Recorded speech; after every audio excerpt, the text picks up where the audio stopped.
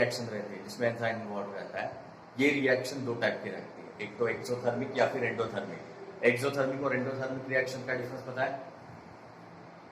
दोनों का डिफरेंस पता है क्या?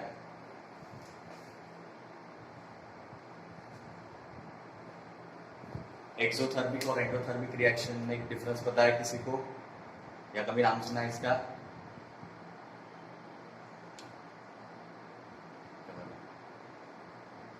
एक्सोथर्मिक या एंडोथर्मिक के नाम सुने कभी?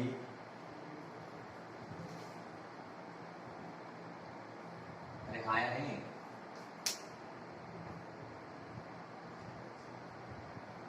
ओके, बेस्ट में क्या आंसर होगी? Energy, not exactly a compound. जब भी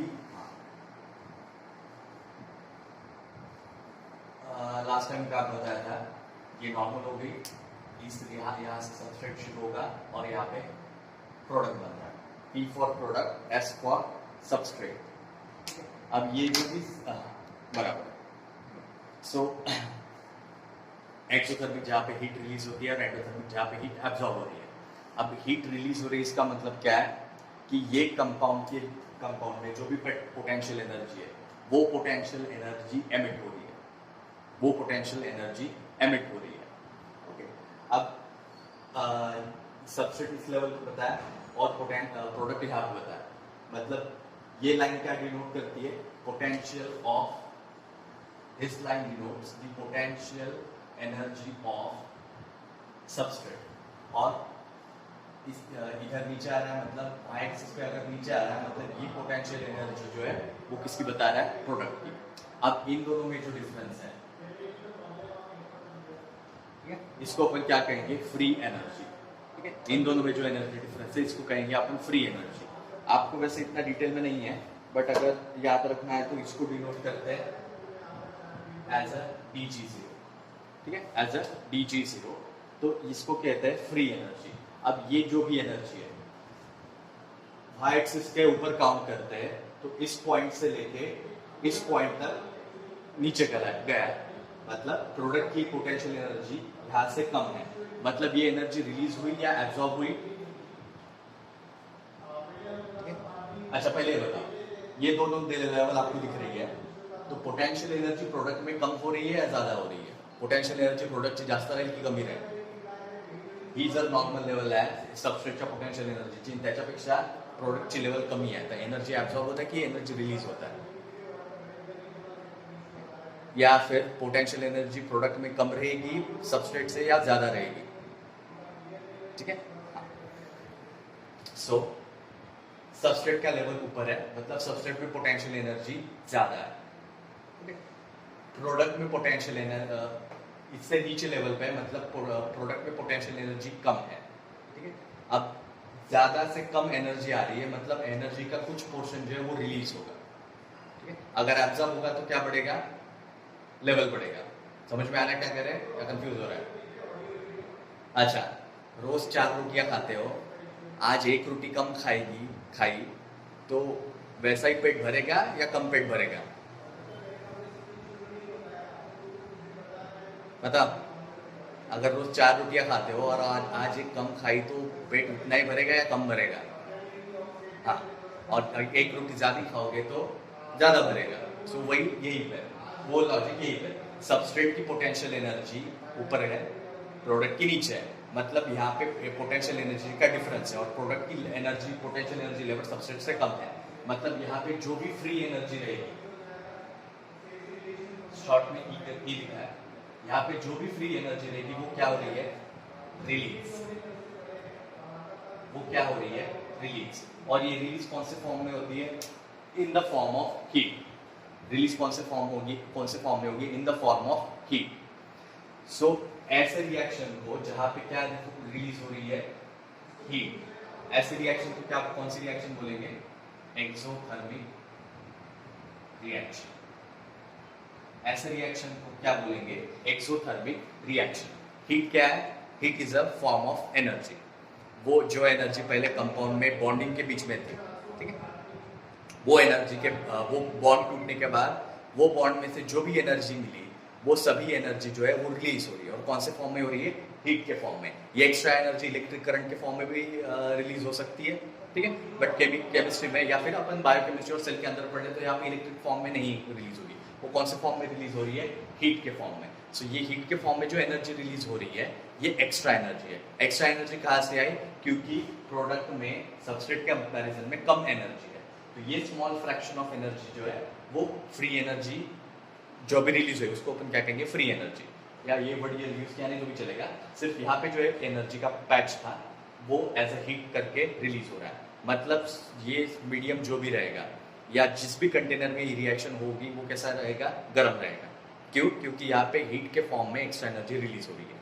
अब एनर्जी रिलीज हो रही है मतलब वो कौन सी रिएक्शन है? एक्सोथर्मिक। एक्सो मीन्स आउटसाइड, रिएक्शन जो है वो आउटसाइड हो रही है या रिएक्शन रिलीज हो रही है, एनर्जी रिलीज हो रही है वो। Second endothermic reaction. Endothermic reaction में क्या होगा?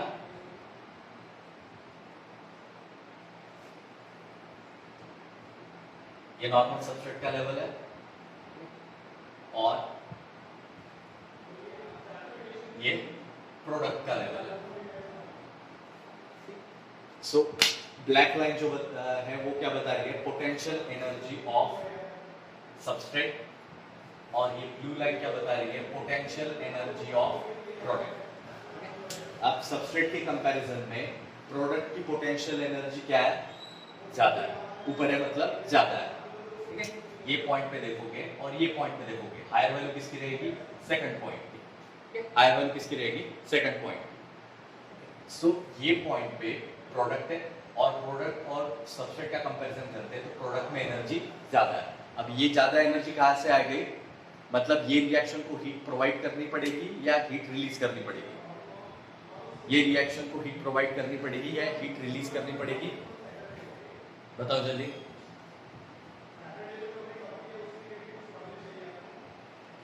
अरे याच्यामध्ये सबस्ट्रेट पेक्षा प्रोडक्ट मध्ये जास्त एनर्जी आहे, ठीक आहे, जास्त काहीतरी बनत आहे, तर आपल्याला एनर्जी प्रोवाइड करावं, बरोबर, प्राचीन मध्ये। सो यहाँ पे एनर्जी प्रोवाइड कर रही है, प्रोवाइड अपने को करनी पड़ेगी, ठीक है। सो ऐसी रिएक्शन जिसमें एनर्जी लग रही है, एब्जॉर्ब हो रही है, मतलब ये कौन सी रिएक्शन हो गई? Endothermic reaction. ये कौन सी रिएक्शन हुई?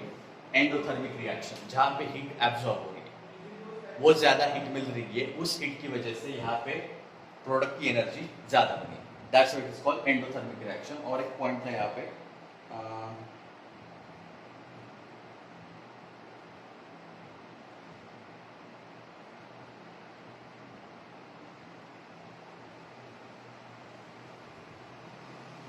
हाँ, एक्सोथर्मिक रिएक्शन को बोलते हैं स्पॉन्टेनियस रिएक्शन, ये याद रखना, ठीक है। एक्सोथर्मिक रिएक्शन को और दूसरा नाम क्या है? Spontaneous reaction. स्पॉन्टेनियस का मतलब क्या होता है? पता है किसी को? स्पॉन्टेनियस का अर्थ माहिती आहे का? स्पॉन्टेनियस यानी क्या?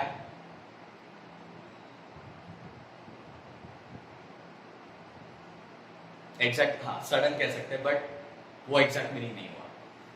और कोई अजून कोणाला माहिती आहे स्पॉन्टेनियस म्हणजे काय? What is mean by spontaneous?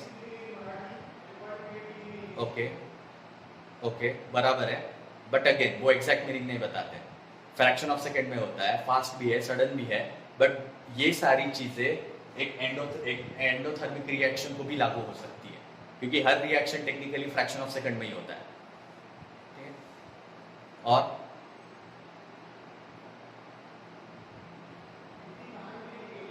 और किसी को कोई आइडिया है?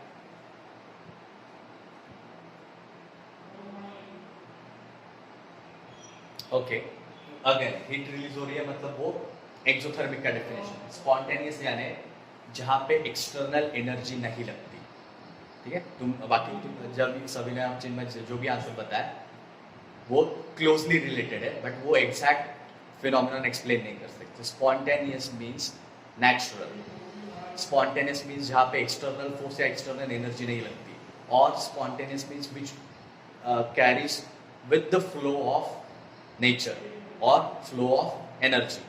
पानी हायर लेवल से नीचे लेवल की तरफ जाता है तो उसको एनर्जी लगानी पड़ती है क्या? नहीं, वो अपने आप होती है, दैट्स स्पॉन्टेनियस।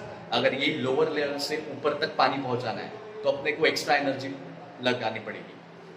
सो वो उस रिएक्शन को लोअर लेवल से हायर लेवल तक जाने के लिए जो रिएक्शन हो रही है उसको अपन स्पॉन्टेनियस नहीं कहेंगे, क्योंकि वहां पे एक्सटर्नल एनर्जी प्रोवाइड करनी पड़ रही है। ठीक है, सो ये डिफरेंस रहेगा कि या ये मीनिंग हुआ स्पॉन्टेनियस का, जो नेचर के फ्लो के साथ है, या जो ईज में होता है जहाँ पे एक्सटर्नल एनर्जी प्रोवाइड नहीं करनी पड़ती। ठीक है, जो नेचुरली ऑकरिंग है। ठीक है, जैसे पानी कहीं पे भी गिरा तो वो उसी डायरेक्शन में जाएगा जहाँ पे लेवल नीचे आहे। ठीक आहे, पाणी कुठे टाकलं तरी उतारच्या दिशेने वाहत जाते, त्याला एनर्जी लागते का? नाही, पण ते जर उलट्या डायरेक्शन मध्ये पाठवायचं असेल तर त्याला एनर्जी लागते। ठीक है, दैट्स कॉल्ड स्पॉन्टेनियस। और स्पॉन्टेनियस क्यों बोला है? क्योंकि ये एनर्जी नेचुरली रिलीज हो रही है। ठीक है, यहाँ पे एंडोथर्मिक रिएक्शन में अपन जो हीट डाल रहे हैं, ठीक है, वो हीट डालने के लिए अपने को मीडियम प्रोवाइड करना पड़ता है। ठीक है, वो हीट डालने के लिए मीडियम प्रोवाइड करना पड़ता है।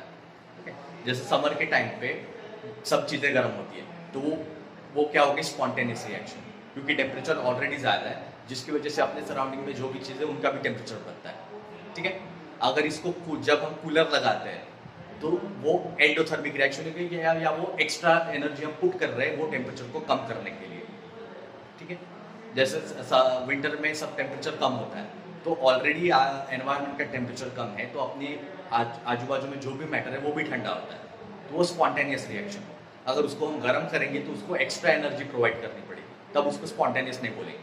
ठीक है, सो ये हुआ एक्सो और एंडोथर्मिक रिएक्शन के बारे में। और ये इसके ऊपर क्वेश्चन पूछे जाते हैं, in case of exothermic reaction what is the difference between potential and potential energy of product and substrate, और these two kinds of reaction are given, and at product कौन से पॉइंट पे सबस्ट्रेट के ऊपर रहेगा तब उसको एक्सोथर्मिक कहेंगे, या नीचे रहेगा तो उसको एंडोथर्मिक कहेंगे। इस तरीके के क्वेश्चन पूछते हैं कि सबस्ट्रेट के कंपैरिजन में प्रोडक्ट की जो भी एनर्जी है, पोटेंशियल एनर्जी कम या ज्यादा, उसके हिसाब से ये रिएक्शन को क्या बोलेंगे। ठीक है, ये हुआ एंजाइम एक्टिविटी के बारे में। Next, factor affecting enzyme activity. ये सभी चीजें जो एंजाइम की एक्टिविटी को कंट्रोल करते हैं या फिर अफेक्ट करते हैं, उसमें से सबसे पहला टेम्परेचर। ठीक है, जैसे हर रिएक्शन को होने के लिए एक ऑप्टिमल टेम्परेचर चाहिए, और ये ऑप्टिमल टेम्परेचर हर ऑर्गेनिज्म में अलग अलग रहता है। फॉर एग्जांपल प्लांट में कोई भी एंजाइम की एक्टिविटी के लिए 20 से 30 डिग्री सेल्सियस का टेम्परेचर चाहिए, और एनिमल में 30 to 40 डिग्री सेल्सियस टेम्परेचर चाहिए। ठीक है, ये नॉर्मल रेंज हुई। फंगस के लिए थोड़ी अलग रहेगी, या फंगस और प्लांट की टेम्परेचर की रिक्वायरमेंट लगभग सेम ही रहती है। अब ये क्यों चाहिए?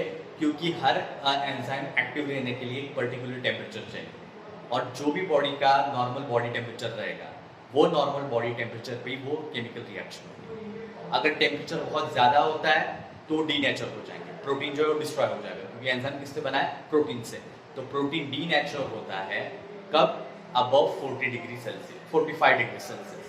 अबव 45 डिग्री सेल्सियस प्रोटीन का स्ट्रक्चर स्टेबल नहीं रहता, इसलिए 45 के ऊपर रिएक्शन नहीं होती। और बहुत कम टेम्परेचर रहता है तो एंजाइम इनएक्टिव हो जाता है। ठीक है, बहुत कम टेम्परेचर रहेगा तो एंजाइम इनएक्टिव हो जाता है। ठीक है, जैसे बिना खाया पिए आपको कुछ करने की जरूरत नहीं है, मतलब हमको कुछ करने की इच्छा नहीं होती अगर खाया पिया नहीं है तो लो टेम्परेचर पे, लो एनर्जी पे अपन इनएक्टिव हो जाता है। दूसरा, पीएच। एक इफेक्टिव पीएच की रेंज रहती है 4 to 9, ये रेंज है। ठीक है, 4 to 7, ये 4, 5, 6 ये कौन सी है? एसिडिक है, बेसिक है? एसिडिक है या बेसिक है? 4, 5 and 6 एसिडिक रेंज है या बेसिक पीएच है? एसिड। और 8 and 9 आर बेसिक। ये इफेक्टिव पीएच रेंज है। अगर पीएच 4 से कम है, हाईली एसिडिक, तब भी एंजाइम जो रहते हैं वो इनएक्टिव रहेंगे।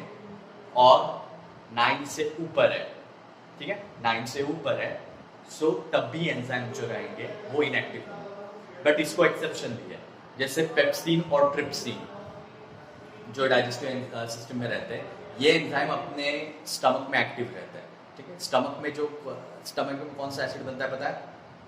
अपने ह्यूमन स्टमक में या इन जनरल कोई भी मैमलियन स्टमक में कौन सा एसिड बनता है पता है? HCl। और उसका पीएच क्या रहता है पता है?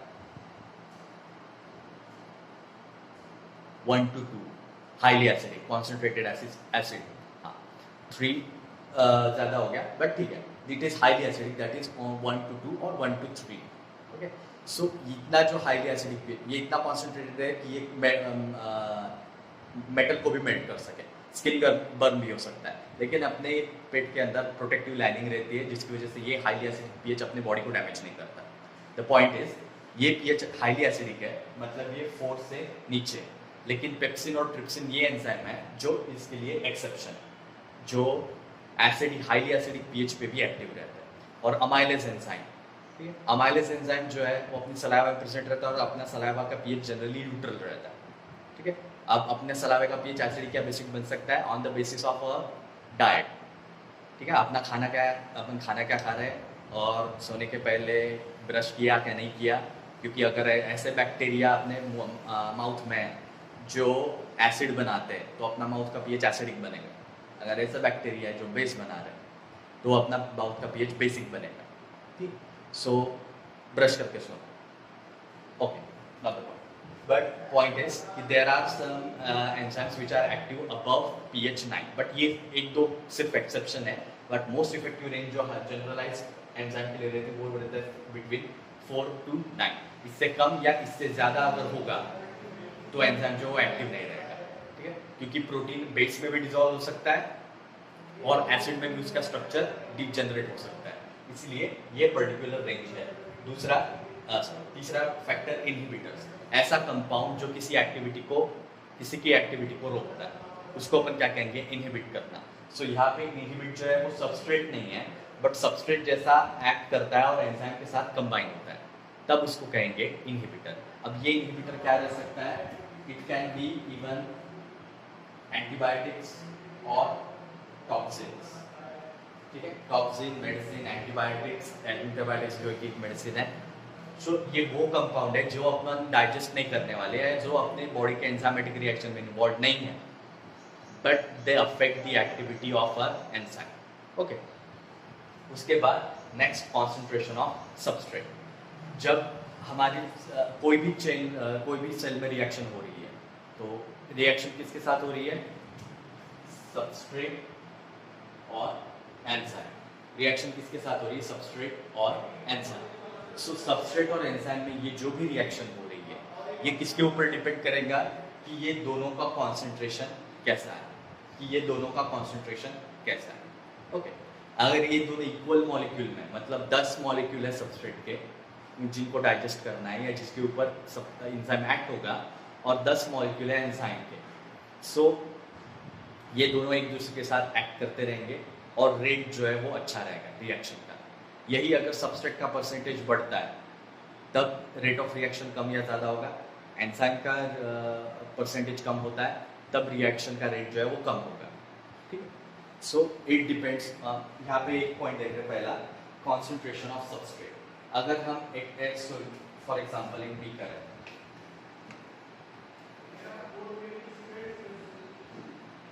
ठीक है, इसमें 10 मॉलिक्यूल है एंजाइम के, ठीक है, अगर इसमें 10 मॉलिक्यूल सबस्ट्रेट के डालेंगे तो रिएक्शन बहुत फास्ट होगी, क्योंकि 10 मॉलिक्यूल को टैकल करने के लिए 10 एंजाइम्स ऑलरेडी प्रेजेंट है।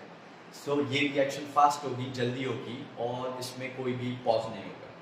बट अगर यहाँ पे सबस्ट्रेट का कॉन्सेंट्रेशन ज़्यादा है, फॉर एग्जांपल हमने 15 या 20 सबस्ट्रेट मॉलिक्यूल इसमें ऐड किए, ठीक है, एंजाइम के मॉलिक्यूल कितने हैं 10 और सबस्ट्रेट के मॉलिक्यूल कितने हैं 20, तो इनिशियली सबसे पहले initially rate of reaction increases, there is a initial increase in rate of reaction कब, when substrate is added। जब भी हम एक एंजाइम के साथ अगर सबस्ट्रेट ऐड करते हैं तो शुरुआत में रेट ऑफ रिएक्शन ज़्यादा होगा, क्योंकि जस्ट स्टार्ट हुआ, क्योंकि ये 10 के 10 फ्री मॉलिक्यूल है और ये ज़्यादा से ज़्यादा मॉलिक्यूल को डाइजेस्ट करने के लिए कंपटीशन करेंगे, ओके। अब इसमें से 10 मॉलिक्यूल सबस्ट्रेट के अटैच हुए 10 एंजाइम के साथ, बाकी कितने बचते हैं 10 सबस्ट्रेट। अब इनका क्या होगा, इन सबस्ट्रेट को रुकना पड़ेगा जब तक ये 10 एंजाइम जो है ये 10 एंजाइम्स के मॉलिक्यूल फ्री नहीं हो जाते। जब तक ये फ्री नहीं होंगे तब तक ये मॉलिक्यूल सबस्ट्रेट में सॉल्यूशन में वैसे ही रहेंगे और रेट ऑफ रिएक्शन जो है वो नॉर्मल रहेगा। ठीक है, रेट ऑफ रिएक्शन जो है वो नॉर्मल रहेगा। ठीक है, जैसे फॉर एग्जांपल रिसेप्शन में गया हो, बफे शुरू है, 10 काउंटर है, सॉरी 10 नहीं, एक काउंटर पे 10 कटोरे रखे हैं और तुम 10 लोग ही लेने वाले हो। सो वहाँ पे कुछ प्रॉब्लम जाएगा तुमको लेने को? नहीं। लेकिन अभी एक ही टाइम पे वहाँ पे 20 लोग आते हैं, एक ही टाइम पे वहाँ पे 20 लोग आते हैं, तो तुम लोगों को रुकना पड़ेगा। ठीक है, लाइन जो है उतनी फास्ट आगे नहीं जाए। वैसा ही यहाँ पे होगा, इनिशियली वहाँ पे बढ़ेगा क्योंकि ऑब्वियसली काउंटर खुद शुरू है और 20 लोगों को दिख रहा है, काउंटर पे एक भी नहीं है, तो 20 के बीच भी वहाँ पे भिड़ेंगे। ठीक है, सो शुरुआत में लाइन फास्ट है ऐसा लगता है, बट एक्चुअली लाइन जो है वो फास्ट नहीं जाएगी। वैसा ही यहाँ पे होगा। अब ये जो भी चेंजेस है जो सबस्ट्रेट और एंजाइम के बीच में हो रहा है, ये सभी चेंजेस को और उसके रेट ऑफ रिएक्शन को माइकलिस और मेंटन ने एक इक्वेशन के फॉर्म में लिखा है, which is defined as V is equal to Vmax into substrate divided by Km into plus substrate। ये इक्वेशन और ये ग्राफ क्या एक्सप्लेन करता है कि रेट ऑफ रिएक्शन कैसी हो रही है और इन सब में स्पीड क्या रहेगी और एंजाइम कैसे एक्ट करेगा। अच्छा, पहले अभी तक ये जो हुआ है यहाँ पे कुछ पूछना है? याच्यात काही विचारायचं कोणाला? याच्यात काही विचारायचं आहे का आतापर्यंत जे झालं? नाही। It's about substrate concentration. ये ऊपर का दिख रहा है ना, नाम जो हेडिंग लिखा है, ठीक। सो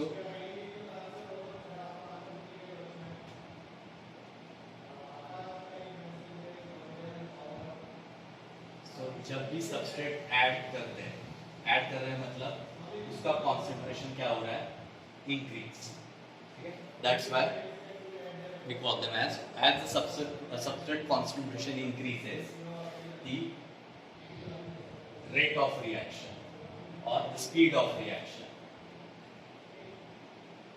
the rate or speed of reaction increases initially। सिर्फ शुरुआत में रेट ऑफ रिएक्शन बढ़ेगा क्योंकि रिएक्शन जब स्टार्ट हुए तो उसको मोमेंटम मिला है, इसकी वजह से वो रेट ऑफ रिएक्शन ज़्यादा रहेगा। बट आगे जितना सबस्ट्रेट मॉलिक्यूल ऐड करते जाएंगे उतना रेट ऑफ रिएक्शन कम होगा इनिशियल स्पीड के बाद। क्यों कम होगा?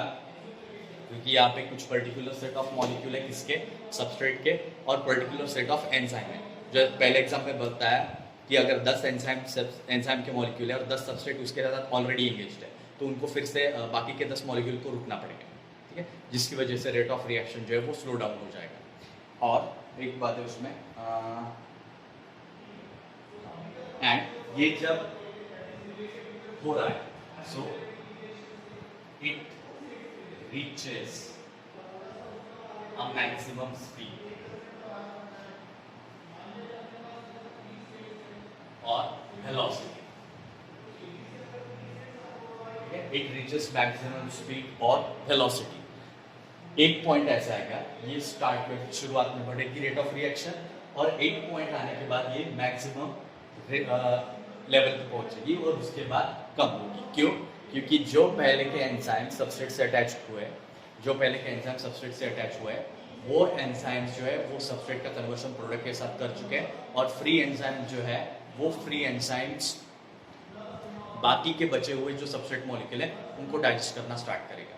ठीक है, दैट्स व्हाई ये मैक्सिमम लेवल पार करता है जिसको अपन कहेंगे Vmax। ठीक है, सो ये मैक्सिमम वेलोसिटी पार करने के बाद रेट जो है वो डिक्लाइन होगा क्योंकि ज़्यादा से ज़्यादा सबस्ट्रेट जो है प्रोडक्ट में कन्वर्ट हो चुका है, तो अभी एंजाइम को एक्टिविटी की ज़रूरत नहीं है क्योंकि ऑलरेडी उसका काम पूरा हो चुका है।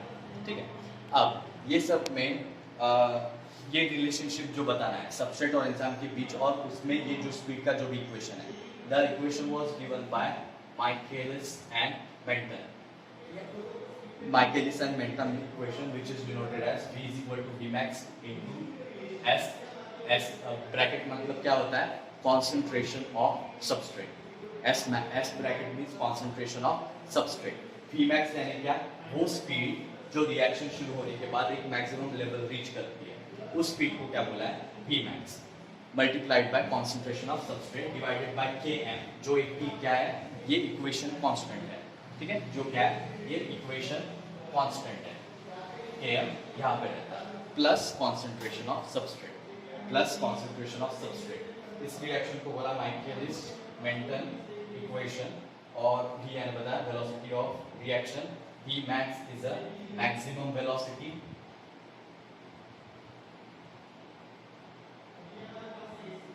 V is a maximum velocity, then S means substrate concentration,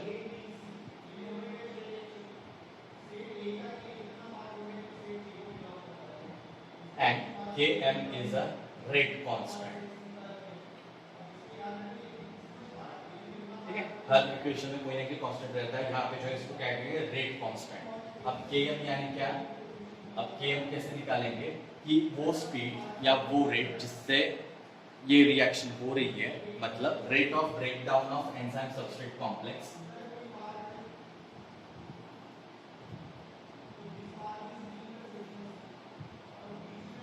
ES यानी क्या, enzyme substrate complex, divided by rate of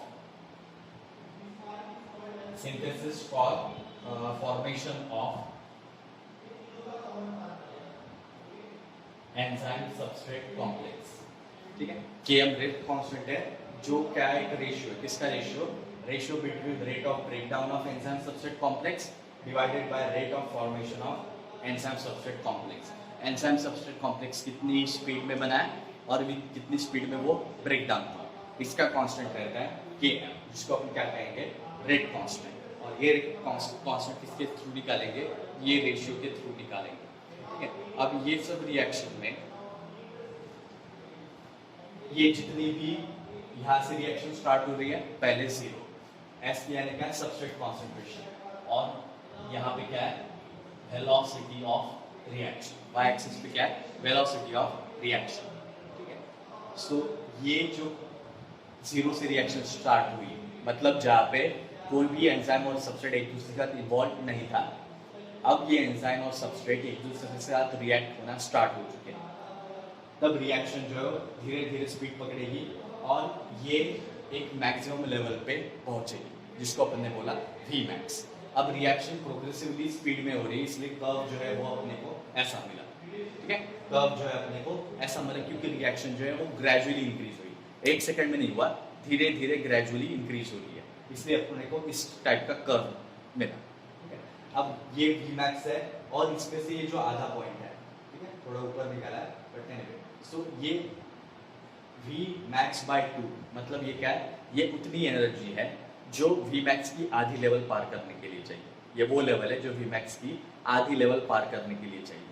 सो ये यहाँ से यहाँ तक हुआ Vmax by हाफ, और हाफ Vmax, और यहाँ से यहाँ तक हाफ Vmax। सो ये हुआ हाफ Vmax यहाँ पे, और ये हाफ Vmax, हाफ और हाफ 1। सो इसीलिए Vmax जो है वो ऊपर लिखा है, ये हुआ Vmax by 2, ये हुआ Vmax by 2। ठीक है, आधी एनर्जी जो ये रिएक्शन को ये एनर्जी रीच करने के लिए चाहिए।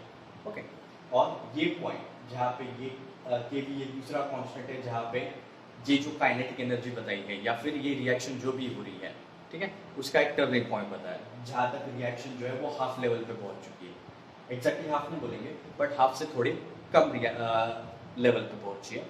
ये पॉइंट से लेके यहाँ तक ये जो y एक्सिस पे सबस्ट्रेट का, सॉरी x एक्सिस पे सबस्ट्रेट का कॉन्सेंट्रेशन है, ये एक रेट कांस्टेंट से बताया, जिसको क्या बोला है, Km रेट कांस्टेंट, जो एंजाइम सबस्ट्रेट कॉम्प्लेक्स कितने स्पीड से रेट से बन रहा है और कितने रेट से डिक्रीज हो रहा है, ये डिनोट करता है।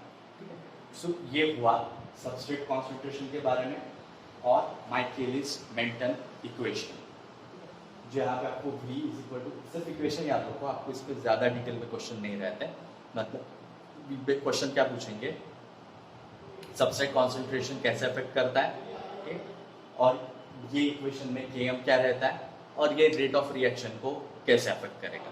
ठीक है, मतलब सबस्ट्रेट अगर हम बहुत ज़्यादा डालते हैं तो रिएक्शन पे क्या असर होगा, ठीक है। सबस्ट्रेट अगर बहुत ज़्यादा डालेंगे तो इनिशियली रेट ऑफ रिएक्शन थोड़ी बढ़ेगी, बट एक पॉइंट के बाद वो स्टेबल हो जाएगी। क्यों? क्योंकि एंजाइम के कंपैरिजन में सबस्ट्रेट बहुत ज़्यादा है। अगर सबस्ट्रेट कम है तो रिएक्शन उतनी फास्ट होगी, क्योंकि यहाँ पे सबस्ट्रेट कम है मतलब ज़्यादा से ज़्यादा एंजाइम क्या है, फ्री है। एंजाइम फ्री है मतलब उनको काम करने के लिए उतनी ज़्यादा एक्टिव साइट मिल रही है। सबस्ट्रेट कॉन्सेंट्रेशन कम रहेगा तो रेट ऑफ रिएक्शन ज़्यादा रहेगा, सबस्ट्रेट कॉन्सेंट्रेशन ज़्यादा रहेगा तो रेट ऑफ रिएक्शन कम रहेगा। और ये उसका इक्वेशन। सो ये हुआ इसके बारे में। उसका नेक्स्ट पॉइंट है एंजाइम इनहिबिशन। ये फोर्थ हुआ। देन फिफ्थ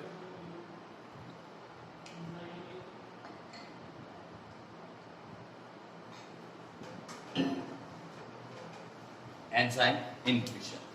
एंजाइम को जो भी चीज़ें काम करने से रोकती है उनको क्या कहेंगे अपन, एंजाइम इनहिबिशन। अब ये जो भी एंजाइम इनहिबिशन है यहाँ 4 टाइप के रहते हैं, ठीक है। एक उस टाइप का एंजाइम इनहिबिशन जहाँ पे सबस्ट्रेट कॉन्सेंट्रेशन एंजाइम को काम करने से रोकता है, ठीक है। जो ये एग्जांपल में अभी बताया कि बहुत ज़्यादा सबस्ट्रेट है तो एंजाइम जो है अपना काम स्लो डाउन करेगा, क्योंकि वो उतना फास्ट काम नहीं कर सकता, ठीक। दूसरा, एंजाइम सबस्ट्रेट कॉम्प्लेक्स जो है वो दूसरे एंजाइम से अटैच हो जाता है। एंजाइम सबस्ट्रेट कॉम्प्लेक्स जो है वो दूसरे एंजाइम से अटैच होता है, जिसकी वजह से वो एंजाइम जो है वो एक्टिव नहीं रह पाएगा। तीसरा, एक ऐसा कंपाउंड अगर यहाँ पे प्रेजेंट हो जो सबस्ट्रेट की तरह दिखता है, मतलब उसका स्ट्रक्चर सबस्ट्रेट की तरह है, तो वो पर्टिकुलर एंजाइम वो सबस्ट्रेट जैसा दिखने वाले कंपाउंड को अटैच हो जाता है। और तीसरा और चौथा रहता है एलोस्टेरिक इनहिबिशन, जहाँ पे एलोस्टेरिक साइट पे कुछ ऐसे कंपाउंड अटैच होते हैं जिसकी वजह से ये रिएक्शन जो है वो कंप्लीट नहीं हो पाती, ठीक है। सो एंजाइम इनहिबिशन में 2 कैटेगरी बताई। सबसे पहली reversible and irreversible based on there reversibility, ठीक है। ये पहली 2 कैटेगरी कौन सी है, रिवर्सिबल इनहिबिशन, दूसरा इररिवर्सिबल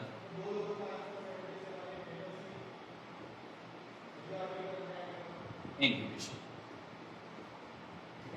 रिवर्सिबल यानी क्या, यहाँ पे जो भी एंजाइम सबस्ट्रेट कॉम्प्लेक्स बना है या फिर जो भी चीज ये एंजाइम को अपने काम करने से रोक रही है, ये सिर्फ टेम्पररी रोकती है, ठीक है, परमानेंटली नहीं, ये टेम्पररी रोकती है। तब ऐसे टाइप की इनहिबिशन को कहते हैं रिवर्सिबल, ठीक है, विच इज टेम्पररी, ठीक है, विच इज टेम्पररी, ठीक है। जो बफे का एग्जांपल बताया, ठीक है, भीड़ है लेकिन 20 लोगों की, एक पॉइंट के बाद वो टेबल फिर से ओपन होगा और तुम लोग फिर से खाओगे। सो ये जो इनहिबिशन है ये कैसा हुआ, टेम्पररी। और दूसरा रहता है इररिवर्सिबल इनहिबिशन, ठीक है, जो लंगर में रहता है, लाइन लंबी रहती है और अपना नंबर कब लगेगा किसी को पता नहीं रहता, ठीक है। सो ये जो इस टाइप का जो इनहिबिशन है उसको क्या बोलेंगे, इररिवर्सिबल इनहिबिशन और परमानेंट। मतलब जो भी एंजाइम सबस्ट्रेट कॉम्प्लेक्स में बॉन्डिंग हुई वो इस तरीके से होगी कि ये एंजाइम फिर से कभी काम नहीं कर पाएगा, ठीक है। ऐसी बॉन्डिंग होगी कि जिसकी वजह से एंजाइम फिर से काम नहीं कर सकता, तब उसको कहेंगे इररिवर्सिबल इनहिबिशन, जो कैसे रहेगा, परमानेंट, मतलब एंजाइम फिर से फंक्शनल फॉर्म में नहीं आ सकता। रिवर्सिबल इनहिबिशन वो है जब कोई भी कंपाउंड एंजाइम को काम करने से रोकता है लेकिन सिर्फ थोड़े टाइम के लिए, ठीक है, सिर्फ थोड़े टाइम के लिए, उसके बाद वो एंजाइम फिर से एक्टिव बनेगा, ठीक। तो इसके ऊपर ये बेस्ड है, बेस्ड ऑन देयर रिवर्सिबिलिटी और इररिवर्सिबिलिटी। इसके ऊपर से ये 2 टाइप है। अब ये जो भी एंजाइम इनहिबिशन है based on their competitiveness, there are 4 types जो इसके पहले एक्सप्लेन किए, बेस्ड ऑन देयर और सिंपली बेस्ड ऑन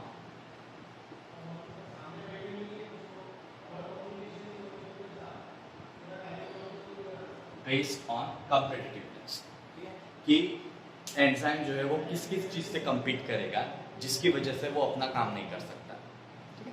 एंजाइम कौन कौन सी चीजों से compete करेगा जिसकी वजह से वो अपना काम नहीं कर सकता, ओके। अब इसमें से सबसे पहला इसका फोटो निकालो। अच्छा पहले इसका निकाल लो।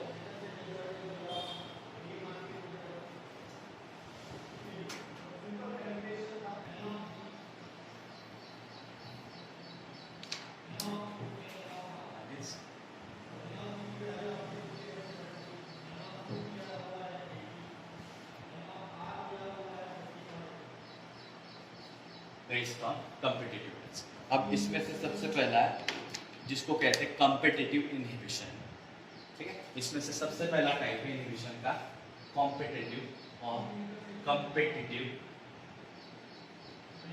इनहिबिशन, ठीक है। कॉम्पिटिटिव इनहिबिशन मींस जहां पे सबस्ट्रेट और एंजाइम का एनालॉग प्रेजेंट रहता है जो एक्टिव साइट को ब्लॉक करता है। जो पहले एनालॉग यानी क्या, सिमिलर कंपाउंड, ठीक है। जैसे ग्लूकोज और फ्रुक्टोज दोनों क्या है, मोनोसैकेराइड है और एक दूसरे के आइसोमर है, ठीक है। बट भले ही ग्लूकोज और फ्रुक्टोज की प्रॉपर्टी में थोड़ा बहुत डिफरेंस है, बट एक दूसरे के आइसोमर होने की वजह से उनको एक ही कंपाउंड या एक ही जैसा कंसिडर किया जाता है। सो एनालॉग यानी क्या, जो सिमिलर है, एग्जैक्टली सेम नहीं है बट सिमिलर है, okay.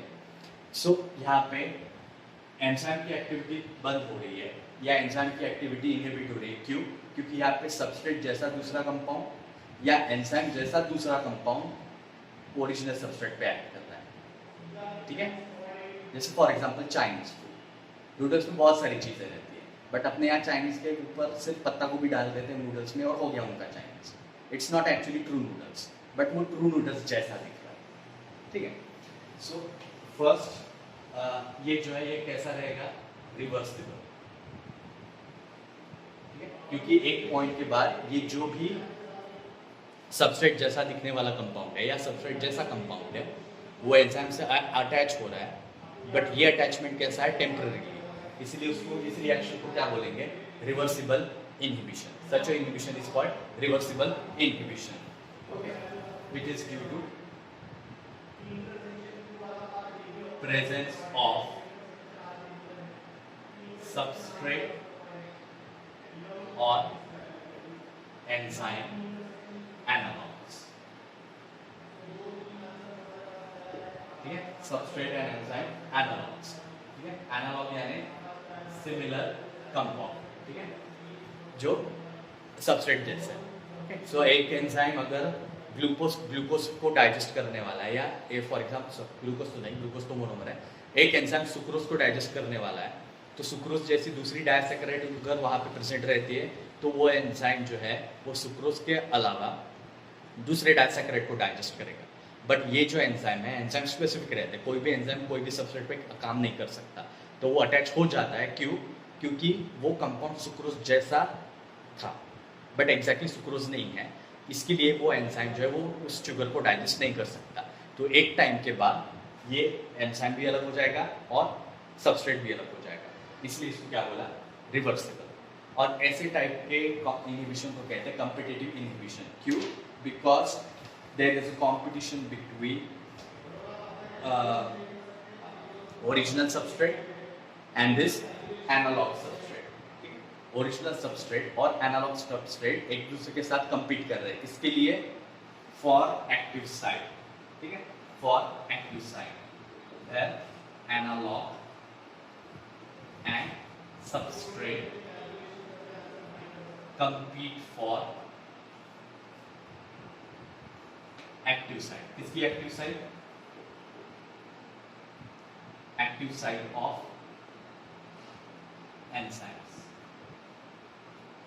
Active site of enzyme, okay. So ये हुआ कॉम्पिटिटिव इनहिबिशन, ओके। दूसरा रहता है नॉन कॉम्पिटिटिव इनहिबिशन, ये हुआ कॉम्पिटिटिव। सेकंड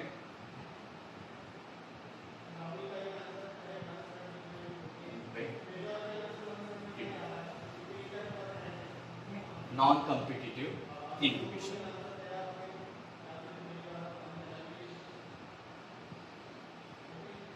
अब ये नॉन कॉम्पिटिटिव इनहिबिशन जो रहता है, here inhibitor form a complex with enzyme at a place other than active site। Inhibitor यानी कौन सा भी कंपाउंड जो एंजाइम को अपना काम करने नहीं दे रहा, उन सभी कंपाउंड को अपन क्या कहेंगे, इनहिबिटर।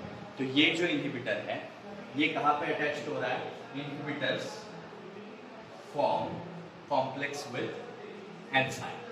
इनहिबिटर जो है वो एंजाइम के साथ कॉम्प्लेक्स तैयार करता है, ठीक है। बट एंजाइम इनहिबिटर के लिए बनाया क्या? नहीं, एंजाइम कोई भी एंजाइम क्यों बनाया? क्योंकि ये कोई तो भी एक पर्टिकुलर सबस्ट्रेट को डाइजेस्ट करने के लिए ये एंजाइम बनता है। बट ये एंजाइम जो है वो अभी किसके साथ बॉन्डिंग फॉर्म कर रहा है? इनहिबिटर के साथ। ऐसा कोई भी कंपाउंड जो सबस्ट्रेट नहीं है और ये कंपाउंड एंजाइम को अपना काम नहीं करने देता है। सो ऐसा इनहिबिटर एंजाइम के साथ कॉम्प्लेक्स बनाता है, ठीक है। और ये कॉम्प्लेक्स कहाँ पे बनेगा? Other than active site, at a site other than active site, other than active site. Okay, अगर डायग्रामेटिकली बनाना हो सो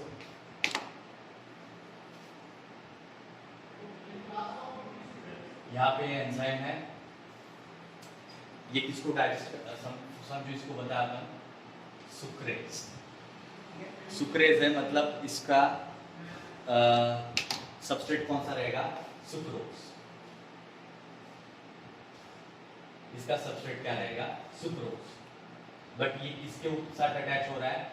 मैनोज या फिर कोई भी डाइसैकेराइड, दूसरी कोई भी डाइसैकेराइड के साथ ये अटैच हो रहा है, ठीक है। दूसरे कोई भी डाइसैकेराइड के साथ अटैच हो रहा है। क्यों? क्योंकि इसका स्ट्रक्चर सुक्रोज जैसा है, ठीक है।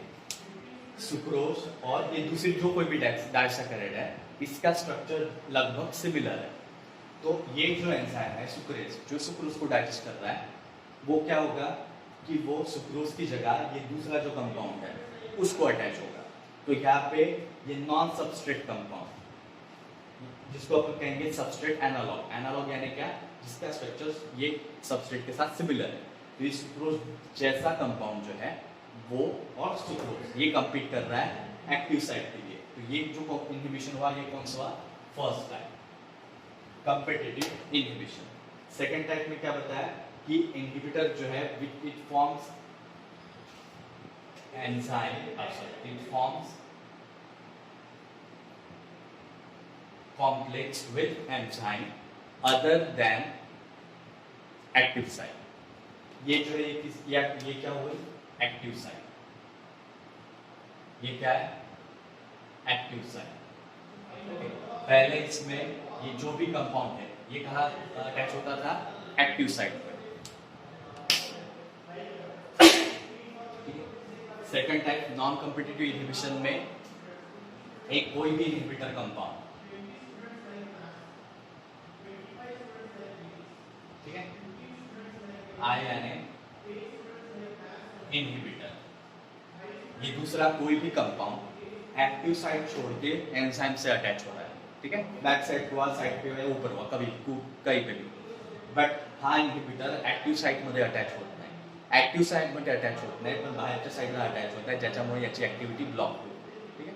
जिसकी वजह से इसकी एक्टिविटी ब्लॉक होगी। क्यों? क्योंकि ये इनहिबिटर अटैच होने की वजह से उसकी रिएक्टिविटी जो है वो कम होगी। अब आजू बाजू में कितने भी सबस्ट्रेट प्रेजेंट रहे और यहाँ पे कितने भी एक्टिव साइट ओपन क्यों ना रहे, ये एंजाइम अभी काम नहीं करेगा। क्यों? क्योंकि इनहिबिटर अटैच होने के साथ या होने की वजह से उसकी एक्टिविटी पे फर्क पड़ता है। ऐसे इनहिबिशन को बोलेंगे non competitive inhibition. Okay,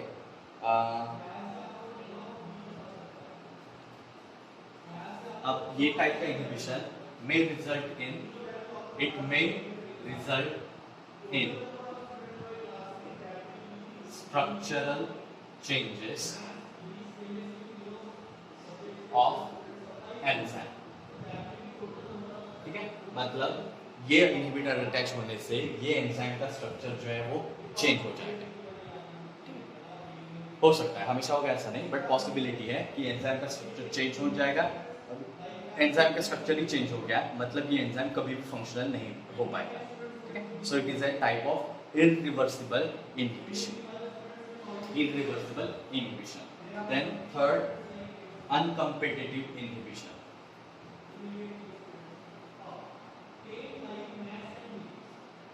अनकम्पिटिटिव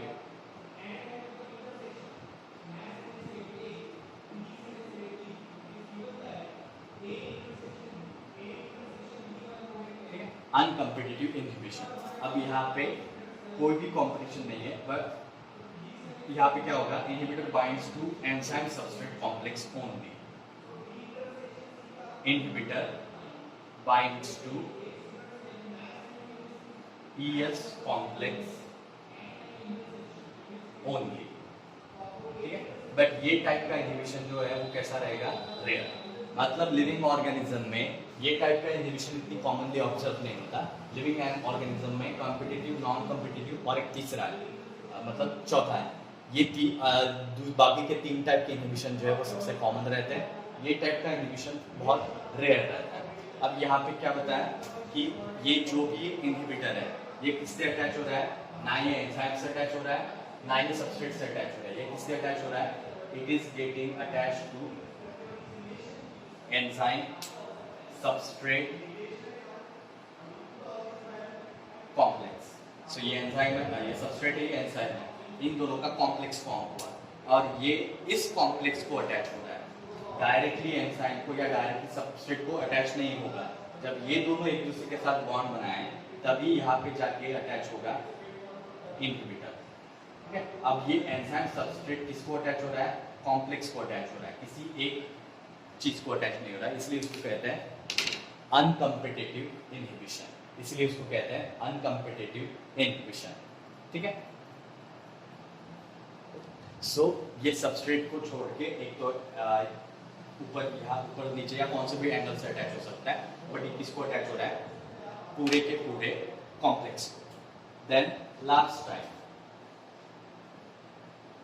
allosteric inhibition.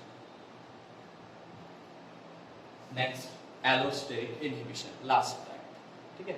या इसको कहते हैं फीडबैक इनहिबिशन, एलोस्टेरिक इनहिबिशन और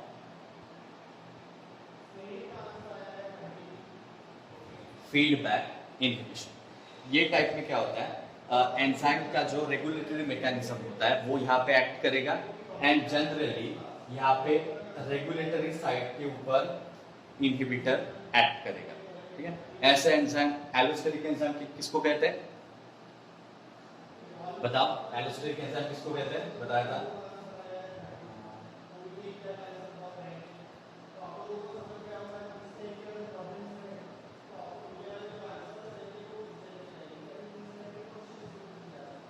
नॉर्मल एंजाइम और एलोस्टेरिक एंजाइम में कौन सी साइड, क्या फर्क रहेगा, एक एक्स्ट्रा साइड जो रहती है, जो एलोस्टेरिक एंजाइम में रहती है या रेगुलेटरी एंजाइम में रहती है, उस साइड को क्या कहते हैं,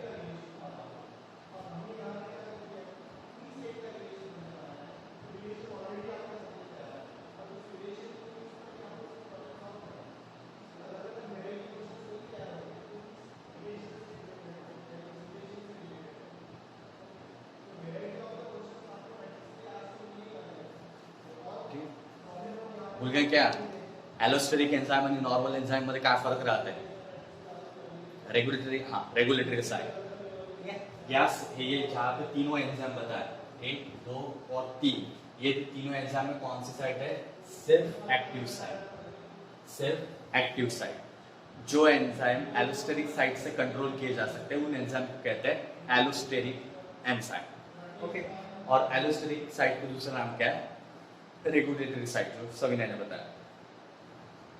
अब यहाँ पे ये जो भी फीडबैक इनहिबिशन है, फीडबैक क्यों बोला है, क्योंकि यहाँ पे एंड प्रोडक्ट या इंटरमीडिएट प्रोडक्ट रिएक्शन का that acts as a inhibitor, जो भी एंड प्रोडक्ट रहेगा रिएक्शन का या इंटरमीडिएट प्रोडक्ट रहेगा वो एज अ एलोस्टेरिक इनहिबिटर करके काम करता है, ठीक है। जैसे सुक्रोज किससे बनती है, सुक्रोज डाइसैकेराइड किस शुगर से बनती है, सुक्रोज किस शुगर से बनती है,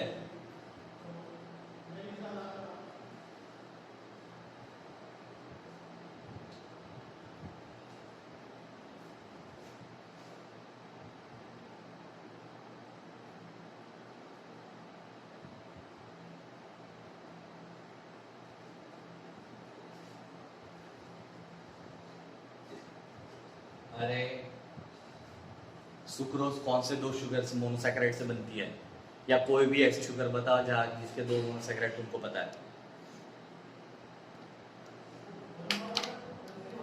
भूल गए क्या?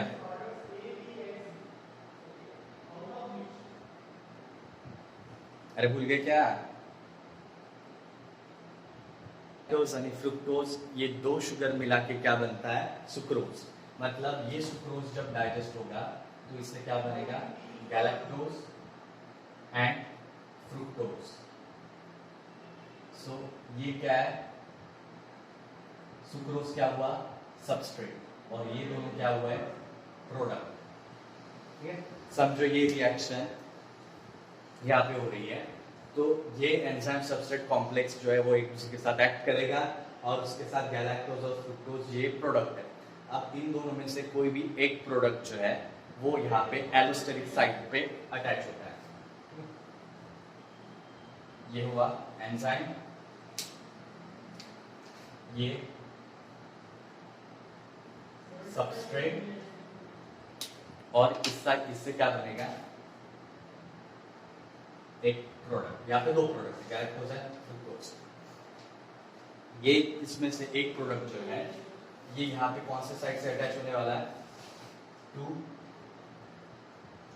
Allosteric site, to allosteric site, that is a site other than active site. So ये जो साइट है इसको क्या बोला?